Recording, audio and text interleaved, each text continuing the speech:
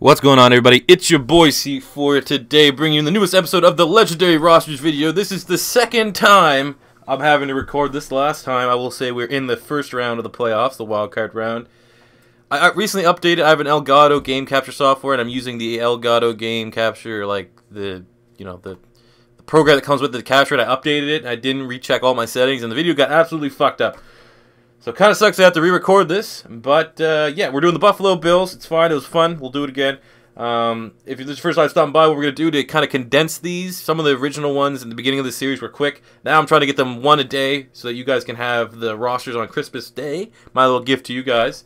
We're simming the halfway point of the season. If it looks like the season's done for at that point, we'll play 1 or 2 games so you can see what the roster actually looks like, and then we'll take a look at the Week 17 stats, and that will be it.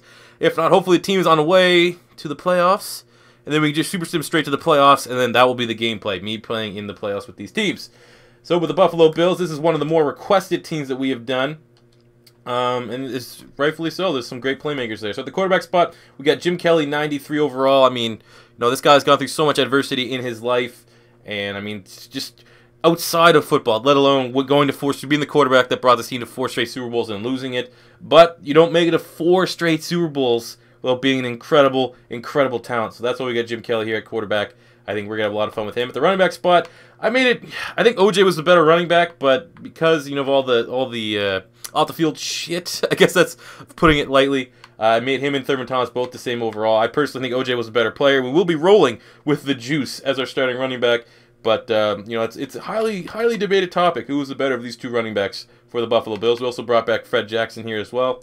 Fullback, we got Felton. We bumped him up to an 8-9. We're acting like this is the Jerome Felton that just came over from lead blocking for Adrian Peterson on his 2,000 rushing yard season with the Minnesota Vikings. Wide receiver, we got Andre Reed, 93 overall. I don't think you're going to find many Buffalo Bills fans that don't agree that he is the best Bills wide receiver in history. We also got Sammy Watkins, Eric Moulds, and Steve Tasker as our wide receivers there. So it's definitely a solid wide receiving core. Tight end, we got Charles Clay, 86. Left tackle, Cordy Glenn, 90. Left guard, Richie Incognito, 91. Center, Eric Wood, 80.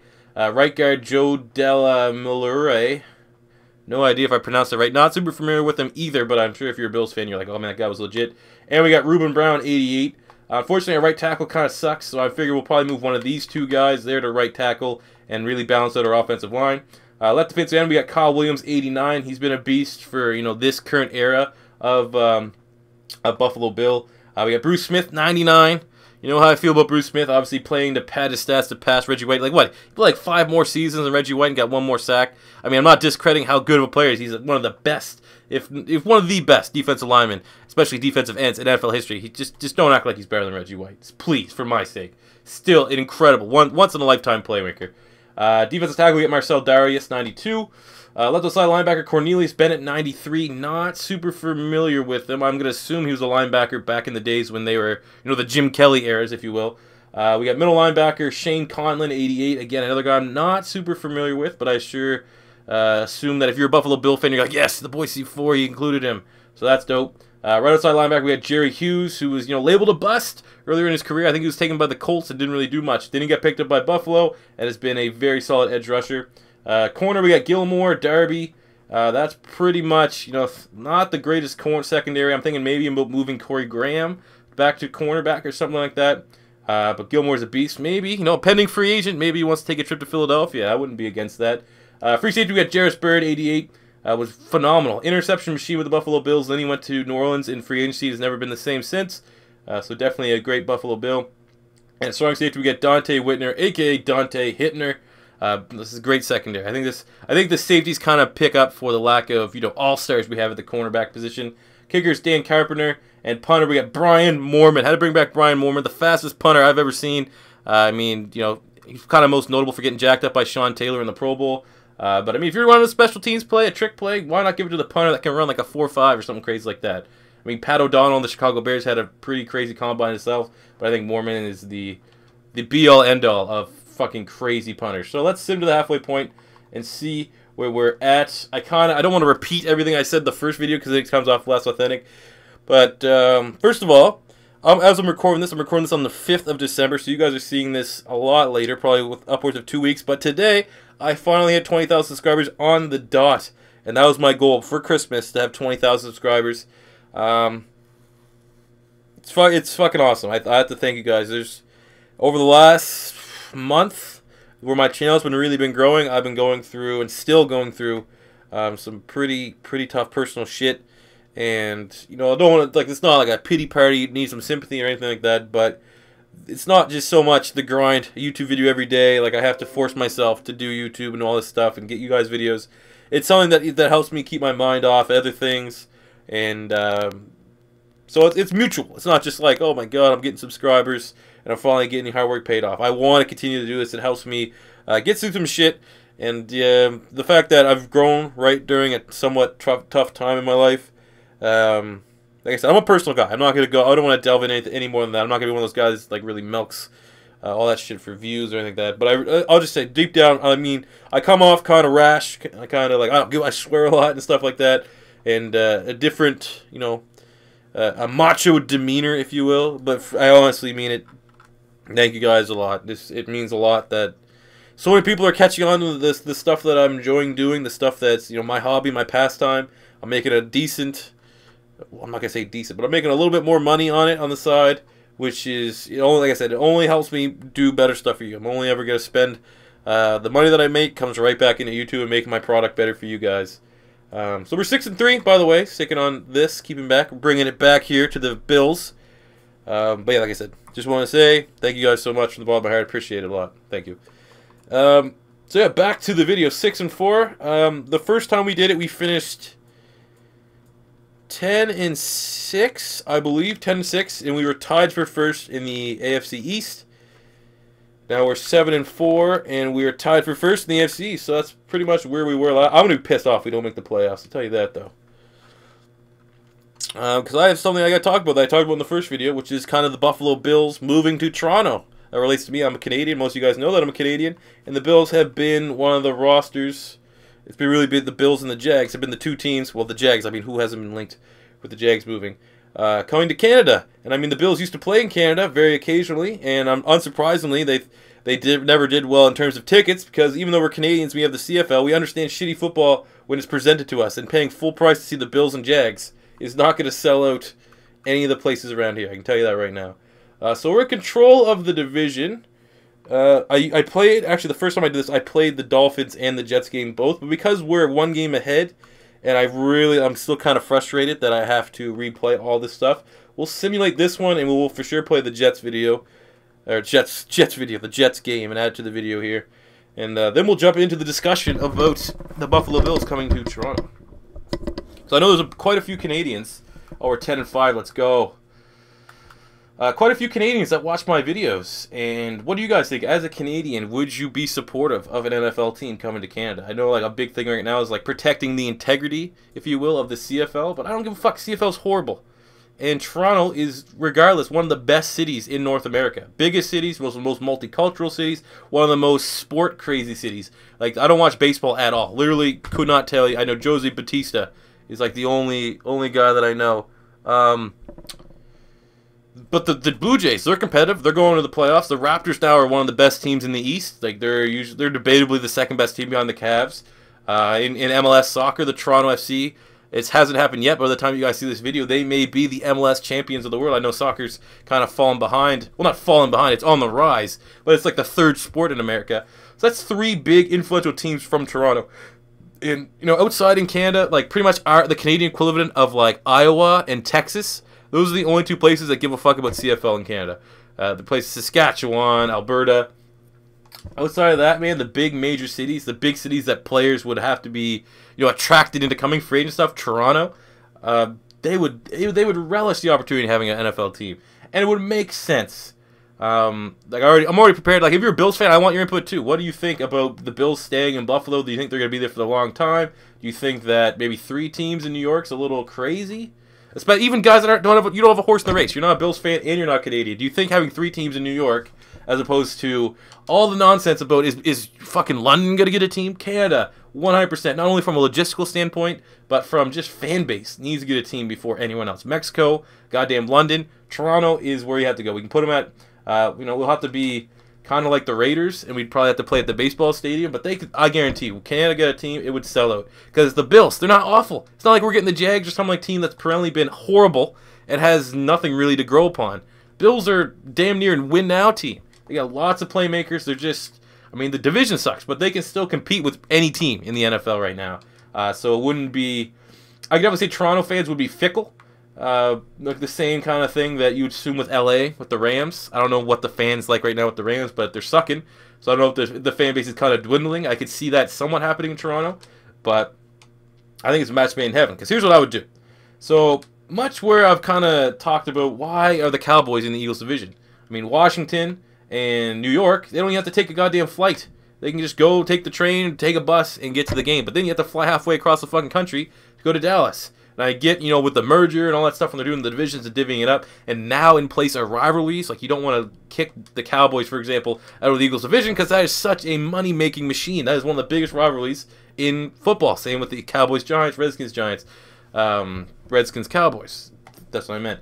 So when you talk about that for the AFC East, where I'm not as big of a fan, is that a big issue where, you know, the reason why I'm talking about is the Dolphins. The Dolphins, very similar to the Eagles division. There's one team in Eastern division that doesn't quite make sense. And if you're the Buffalo Bills, that's not going to happen. The Bills, maybe they have success there. So what's the next team? The Jacksonville Jaguars. So what you do is you'd move the Jags to the AFC East, which would now be your Toronto Jaguars or whatever, and then you move the Dolphins to the AFC South, where it just logistically makes sense. I think that would work too. In case if we don't want to limit ourselves just to getting the Buffalo Bills and stay open-minded. People are saying like the owner of the Jags bought property or something like that, or bought a hotel or something crazy in Toronto. But I think in my lifetime, there is a good chance that a Canadian team, oh, get in there, a Canadian team will have, will be in the NFL. It would make sense, man. It's a good market. Like I said, Toronto's really the only spot in Canada I can think having it. Montreal, they're kind of peculiar there in Montreal. It's multicultural, not so much where Toronto's like everything. Literally, Toronto has like the most fucking immigrants. Like, not trying to come off racist or anything, but when you're a white person in Toronto, it's Canada. We're predominantly a white country, but like when you're a white person in Toronto, it almost is like you're the minority, kind of. Which is good for you know, attractions of big sport teams because you're gonna affect a broader audience, not just the stereotypical, hey, hoser, I'm a Canadian, as we get sacked again with Jim Kelly. Fuck. I don't know, but yeah, that's something that's definitely a discussion I'd like to see maybe happen in the comment section. What do you think about the Bills potentially coming to Canada? I would like to hear not only from the Canadians. I know there's probably a couple dozen Canadians that watched my video, but also there may be a couple Bills fans. And if you're a Bills fan, stopping by for the first time, don't be afraid to hit that subscribe button. Show some love to the Bills. Respect the Bills. Pretty much cheer for anyone going against the Patriots. But like I said, just look at the Raptors. Like, nothing is more American. Well, I mean, obviously, nothing's more American than baseball. But in terms of, like, the athlete that you would be worried about coming to Canada or whatever, nothing is more that than I would say is basketball players. And they love Toronto. We host the All-Star game. Seems like everyone loved Toronto. We got Drake. Maybe we might be able to, like, sign a big free agent eventually, and that, you know, proof is in the pudding. But I think players wouldn't be hesitant to come to Canada. I mean, I'm not exactly sure how Toronto and the Blue Jays and stuff like that work with the cap, because the Canadian dollar is awful, so I assume they pay players in American dollars, or the conversion rate might be pretty shitty there. But I don't know, man. I don't want to keep rambling on because there might be Bills fans that are getting agitated by the second talking about their team leaving their city, but I don't know, man. It'd just be nice because I'd never stop cheering for the Eagles, but I at least could have, like, not only might be able to see an Eagles game in Canada and not have to fucking spend upwards of fucking $1,500, $2,000 to see the Eagles play, but then I can have like a actual go-to team once the Eagles suck. Right now, I pretty much go for the Steelers and Raiders as the two teams. When Philadelphia is pretty much, you know, they always get eliminated. Unfortunately, having a Canadian team would be nice. Games would be cheaper to go to. It'd be sick. Let's go, Jim. Jim Kelly throwing darts here for the 31.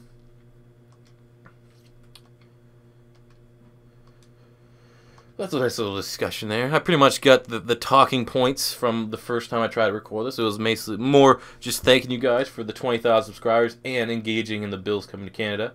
So let's jump right back here to the gameplay. Oh, that was one thing that sucked. I actually had like an absolute ridiculous catch from Charles Clay the first time I was recording this. But maybe we'll just have to try to recreate it. And I also had a fucked up play where it was actually the end of the first half, and I actually think it was this game too. That I let the clock run out because I wasn't fully paying attention.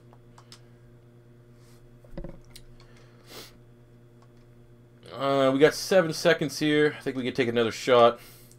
We got timeout in hand. Just don't turn it over, I guess.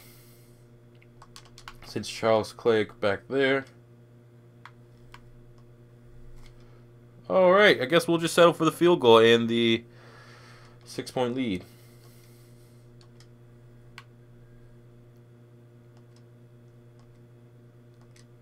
Looks good to me. There we go. 13-7 at halftime. They got 1 second left. Now we're really going to push the limits of this play the moment sim. Are they going to get a touchdown with 1 second left? Then you know it's fucked. There we go. Our defense is playing well. Then again, I personally, in my humble opinion, as I have been, I don't have any vendetta against the Jets, and I recently did the Jets. Maybe the worst offense out of all the legendary rosters. So this defense should be more than capable enough to stopping them. But hey, the Patriots are nowhere near the top. It's between us and the Jets. That could be a good feeling for anyone that's a fan of any team not the Patriots in the AFC. Sorry. Let's fit that in to Reed, and he drops it. Great. That's a great production from our 93 overall wide receiver on the outside. Thanks so much for coming out.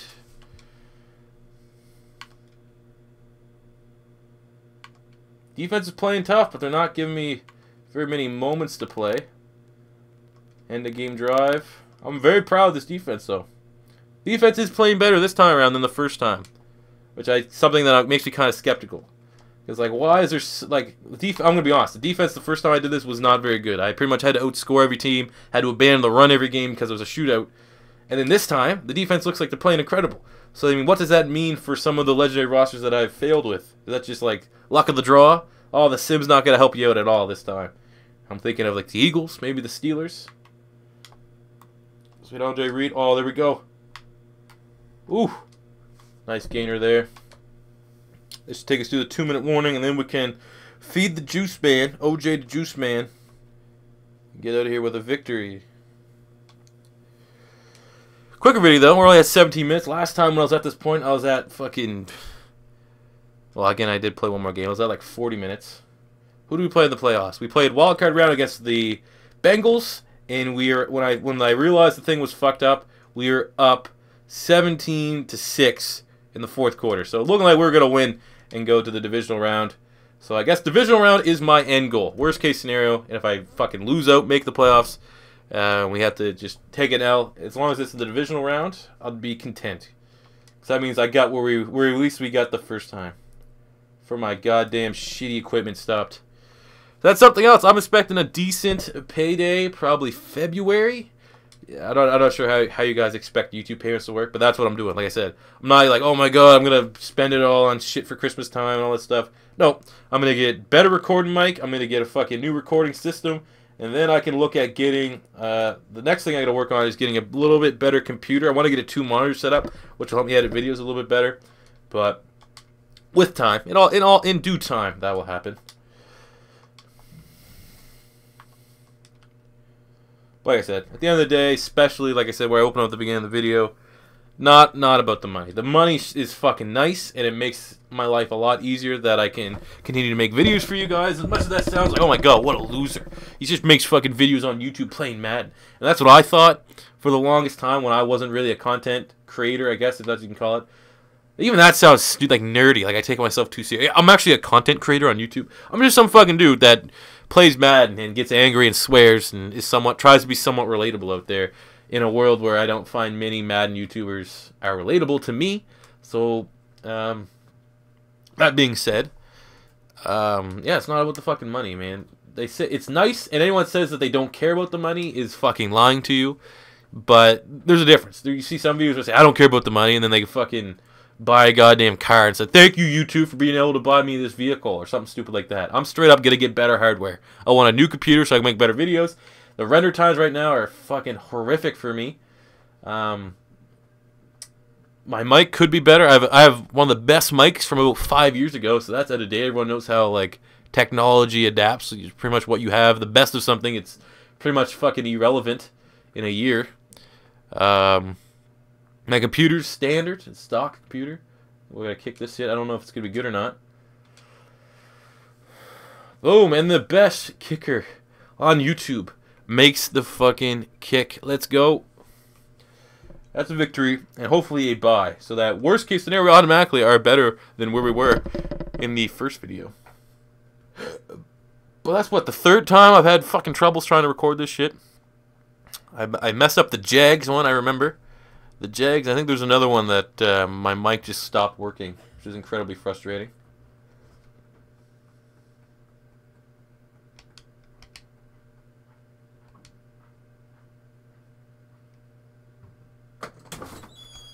You going to get Robert? Yeah. Get your rent and stuff too? Yeah.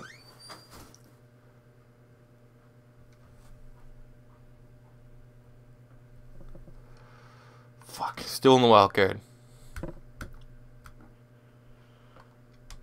What? Okay, let's check this shit out. 11-5.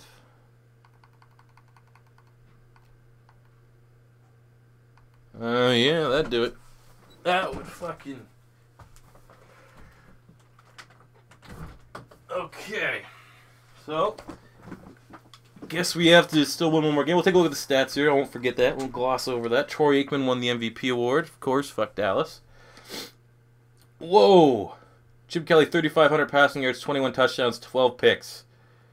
That may be, for especially a 93 quarterback, the worst stat line I've had so far in these legendary rosters, which is not good. Running the ball, 1,400 yards, 11 touchdowns for O.J. Simpson, 613 for Thurman Thomas. It's not bad. Definitely we're a run-first team.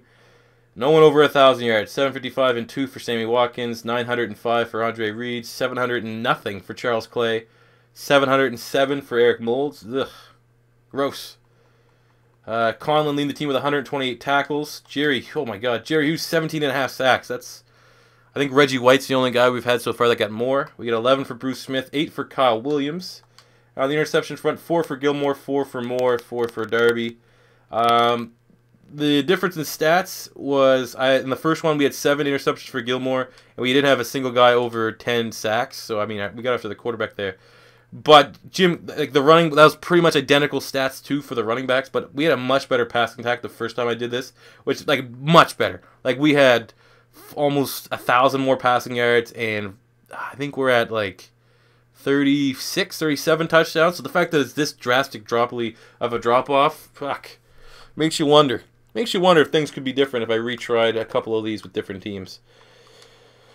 All right, let's play the wildcard game against the Denver Broncos. So the first time around, like I said, we had the Cincinnati Bengals, and we were looking pretty much ready to win that game. Now we're playing the much more difficult Denver Bronco, much more difficult playoff-ready roster, as opposed to the Bengals, where they may have like a hidden feature that makes them suck in the playoffs.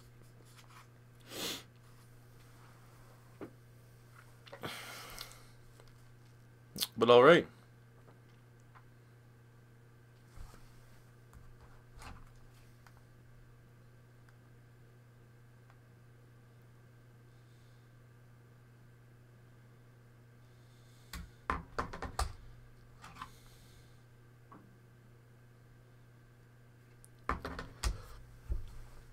But we're 11-5. They're 9-7.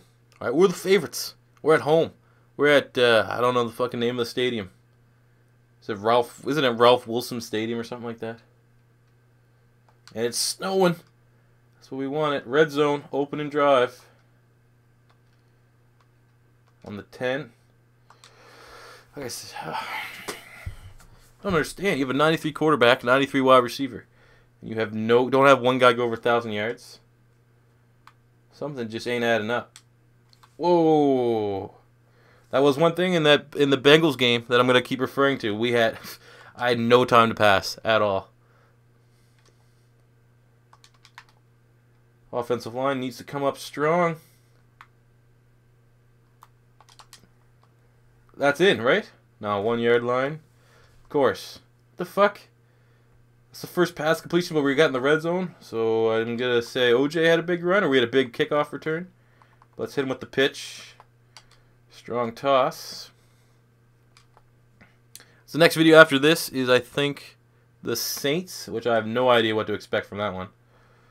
There we go, touchdown OJ. Let's go, getting us up to a 7-0 lead. This is the time, if you're a Bills fan, you're stopping by for the first time, or if you just managed to stumble upon this video, don't be afraid to hit that subscribe button.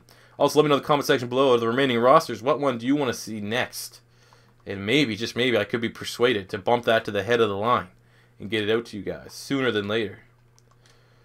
So we're picking up here 3rd and short.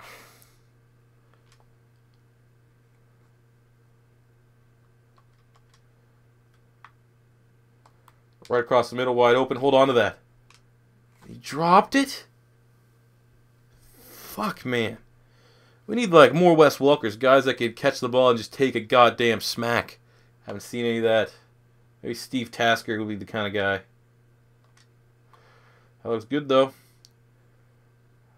There we go. Keeping up our touchdown lead here against the Broncos.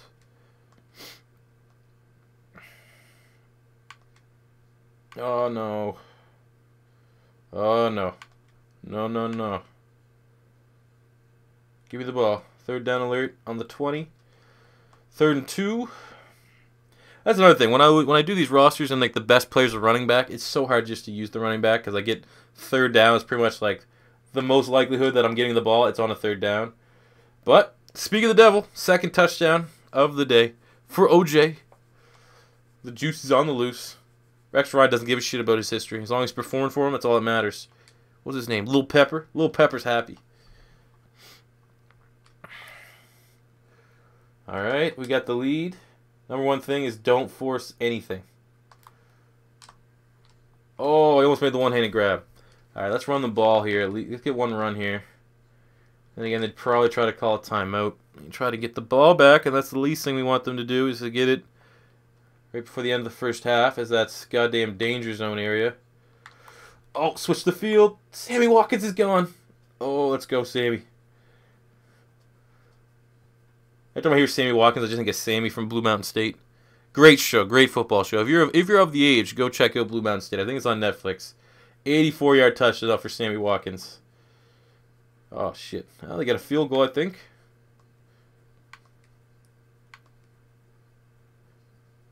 So I think we've held them to 3 straight field goals. All right, proud of my defense. They're coming up big. They have 6 turnovers in this game. Both teams are not adapting well to the snow. Somewhat surprising. You'd figure both these teams would be understanding that snow is a very big possibility. So we got Steve Tasker, the special team ace, making the big-time conversion on 3rd down to move the chains and put us at least into field goal range territory. So we should be able to walk away with some points on the board. Field goal would be huge. That'd put us, I think that'd keep us up a touchdown. We don't need that. We got OJ. Let's grind this clock out. Hopefully we can eat out the rest of the... Eat out. Whoa, getting X-rated. Eat up the rest of the 3rd quarter here. Let's go chew this clock.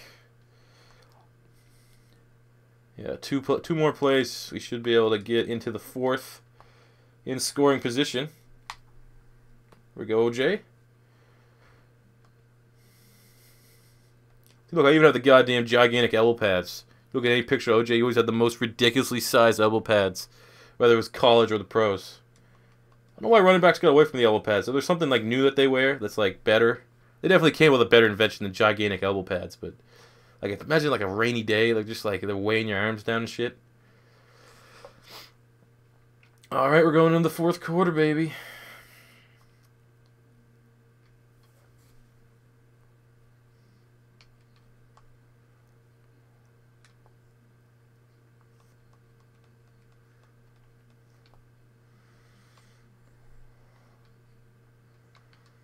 Alright, make sure we still got chew the clock on. With HB dive again. Why not? We're at 3rd down. We'll go with the pitch. The classic pitch that works. The interior offensive lines. Oh, they're going to fucking blow this one up. Oh, we're not. And we gained a yard. Rex Ryan can't believe it. Alright, let's go with the pitch. Strong toss. Taking our goddamn time. We got Felton. Real good. I think he has like 90 impact blocks. Hopefully he can get out there and set the edge for us. As he does, and OJ gets in for what should be enough to keep us going into the next round.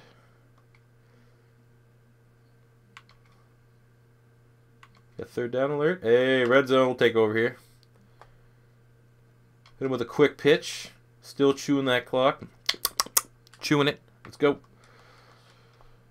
Looks like they're going to bite on this. Oh, 77 just decides not to block his man.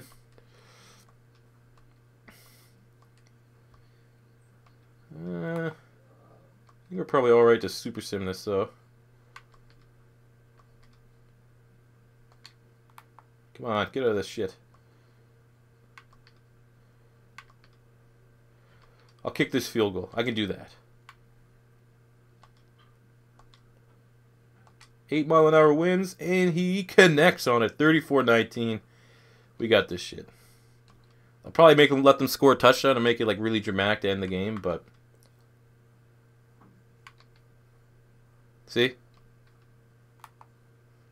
Let's let this defense get the onside kick. And it's over. And we're going to the divisional round. So we're back even to where we were the first time before this video absolutely fucked up on me. Hopefully we get to take on the Bengals and show them who's boss. But I don't think they were the bye teams. I think it was the Raiders and Steelers. Because of course it would be. Why not?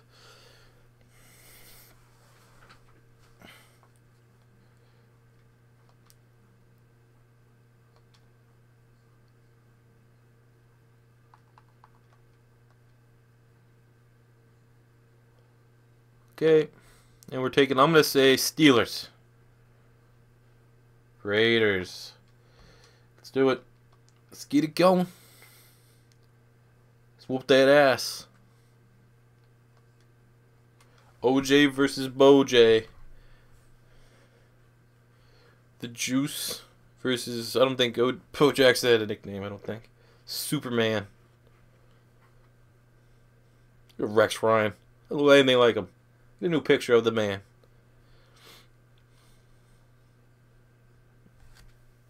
What else can we talk about? Fucking Eagle season's done. So, go Raiders. Go Steelers. I suppose. Hopefully by the time we're recording this, Eagles may have somehow, overcome all the odds and are looking like they could make a playoff spot. But after the most recent loss to the Cincinnati Bengals, this shit is probably done. And the only way I'm going to be having a good playoff run anytime soon is through my Madden game. So we're already down 7-0, and we've had 2 possessions. 3rd and 6 on the 26. Okay. Well, the Titans beat the Steelers to go to the championship. What a performance. Got Sammy across the middle.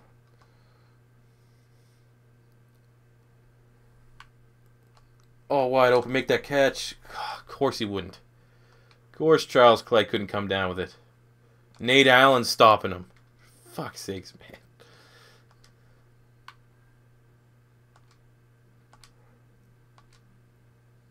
We're just unthawing here. We're in the warm weather of California after a snow game. There's a flag.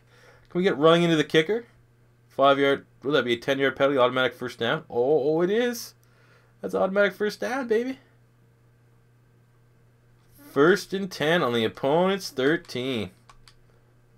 I mean, a lot of people will admire the Raiders because they were like real, I don't want to say dirty, but they were kind of dirty. Backfired right there, baby. Trying to shake our kicker. Best believe I'm going to throw it in Howie Long's dick right there. That's what we're doing. That's the new game plan. All right, let's try Z-spot again. I really like Charles Clay. The separation he got off from the linebacker, he just needs to come down with the goddamn ball.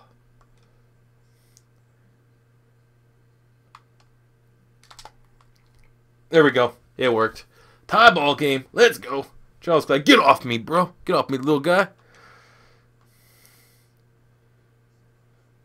Red zone alert. Alright. Don't have to word it like a goddamn missing child, but let's do this.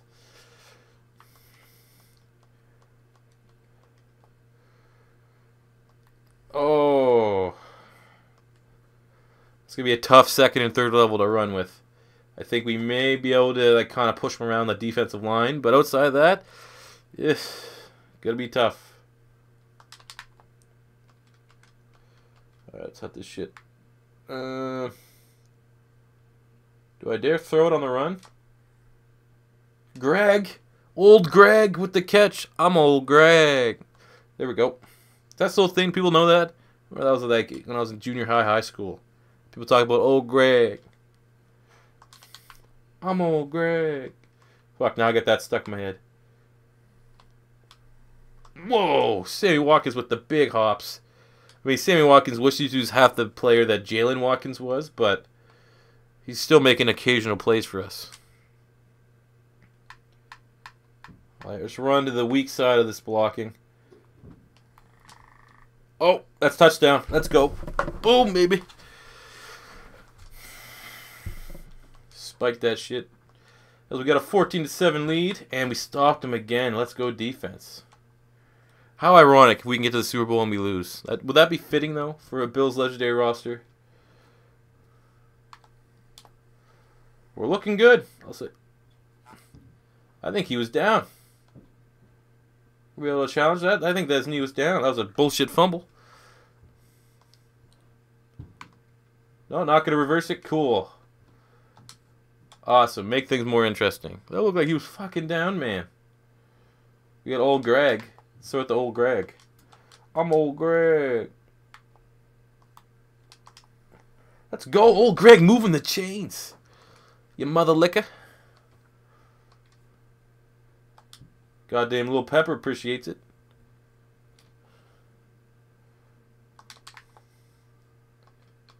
Here we got OJ popping out the backfield.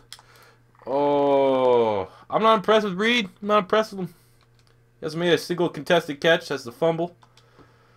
Maybe we need to haul him out and put Steve Tasker in there. Steve Tasker kind of got good work ethic. He wouldn't drop a ball. Oh, there we go. Moment to shine, Steve Tasker. Oh, we have to feed that into the tight end. Make that catch. Make that fucking catch, man. I don't want to get too. I don't want to hit see full 5 levels of hype, but you gotta make that catch. All right, Reed, come on, beat your man. We got Thurman Thomas out the backfield if we need it. Okay, cool. Not gonna do anything crazy. Let's just punt it. Get into halftime.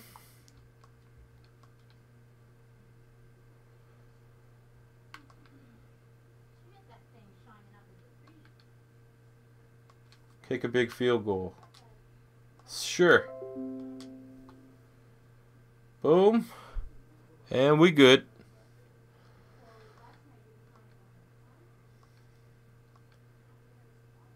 Here we go. Here's the downfall. We couldn't keep up field goal or touchdown to touchdown with them. Yeah. Whatever. Well, thank you guys for tuning in for another episode of the Legendary Rosters. It didn't quite get to the Super Bowl loss that we were expecting.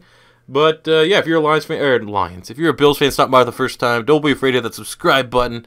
Thank you guys for 20,000 subscribers. And until next time, it's your boy C4 saying